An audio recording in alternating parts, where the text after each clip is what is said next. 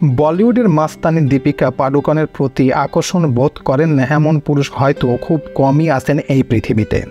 সেই ধারাবাহিকতায় দীপিকাকে পছন্দ করার কথা জানিয়েছেন ওয়েস্ট ইন্ডিজের ক্রিকেটার ক্রিস গেইল। তো হ্যাঁ ভিউয়ার্স, আজকে আমার এই প্রতিবেদনে আপনাদের সামনে শেয়ার করব ক্রিস গেইল দাবি করেছেন যে দীপিকাকে তিনি চান, কিন্তু কেন? আসলে ক্রিস গেইল কি দীপিকাকে পছন্দ করেন, না তাকে ভালোবাসেন, না তাকে বিয়ে করবেন নাকি? হ্যাঁ ভিউয়ার্স, সেই বিষয়ের উপর চমকপ্রদ কিছু তথ্য এখন আপনাদের সামনে শেয়ার করব। তো চলুন মূল প্রতিবেদনে চলে যাওয়া যাক।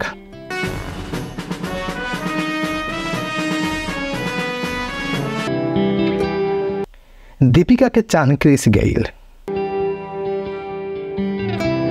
হিন্দুস্তান টাইমস এবং টাইমস অফ ইন্ডিয়ার প্রতিবেদন অনুযায়ী বলিউড সুন্দরী অভিনেত্রী দীপিকা পাডুকোনকে পছন্দ করেছেন cricketer Chris Gayle. The universe boss জানিয়েছেন যে দীপিকার সঙ্গ চান এবং একটি গানে দীপিকার সঙ্গে তিনি নাচতে চান। জানা যায় 22 গজের রক স্টার এবার সঙ্গীত জগতে প্রবেশ করেছেন।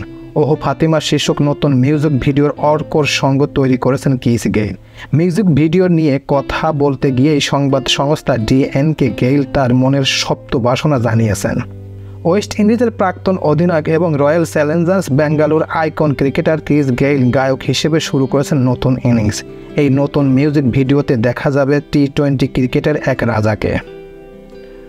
তো এই ছিল মোটামুটি আমাদের আজকের প্রতিবেদন। উপরোক্ত প্রতিবেদন থেকে আমরা একটা জিনিসই বুঝলাম যে আসলে ক্রিস গেইল তাকে ভালোবাসেন না এবং তাকে বিয়েও করতে চান না এবং তাকে কোনো কিছুই করতে চান না।